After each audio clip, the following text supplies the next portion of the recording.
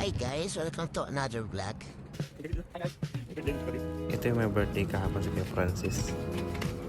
Siyempre mag-inom muna tayo bago ang lahat. Dala-dala pa niya yung kanyang handa kagabi. Napakalamig talaga sobra dito. Hirap maligo. Ayan, nakapag-ina po tayo. Punta na po tayo sa dito. Kain muna tayo bago ang lahat at samahan ng mainit na kape. Pakalala ko sa inyo yung aking kaibigan si Sahil.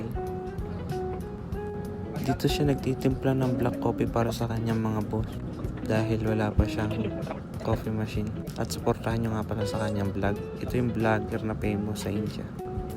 Bagong bisita, bago chismisan. Chichismis muna yan sila bago magtrabaho. Ito si Amal, kapapasok lang kanang pauwi. Relapse muna. Ganto lang kami sa trabaho, pag ganto. Tama ng usapan, mag-serve muna tayo.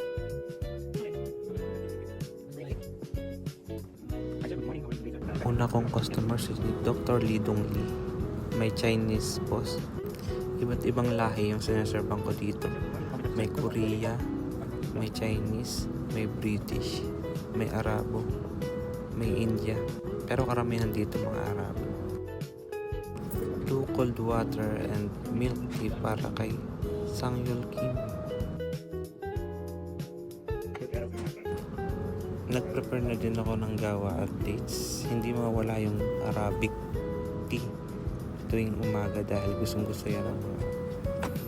Kain muna tayo ng umagahan. Ito yung handa kagabi ni Kuya Francis. Ayan si Amal.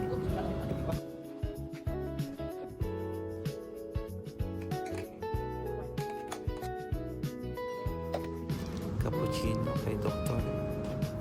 Timpla muna tayo ng Max Milo. Ito si tatay, may bagong iPhone. Na po sila, excited na po silang kumain ng lunch. Ito nga pala kaya kaibigan ko, si Kevin, ang aming tiga-serve. Okay, let's eat. Ito nga pala si Kuya Christian, nagtatampo daw siya, bakit hindi daw siya sinasama sa vlog. After lunch, serve na po ulit. Serve. Napakaalwan lang po talaga ng trabaho ko dito sa Riyadh. Dito ko naranasan yung magtatrabaho ako, gigising ng masaya. Hindi ko maramdaman yung sakit ng katawan ko, hindi katulad sa Pilipinas. Ang hirap.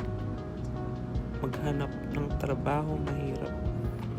Magtrabaho, pero yung sahod natin ganun pa din. Bago po mag-uwian, yan. Kaya kwentuhan muna kami. Gusto daw ni Sahil ng Filipina girl na sexy body. Gusto daw ni Amal ng nurse. Baka po may kakilala kayo dyan. Rereto ko na po yung mga dalawa kong support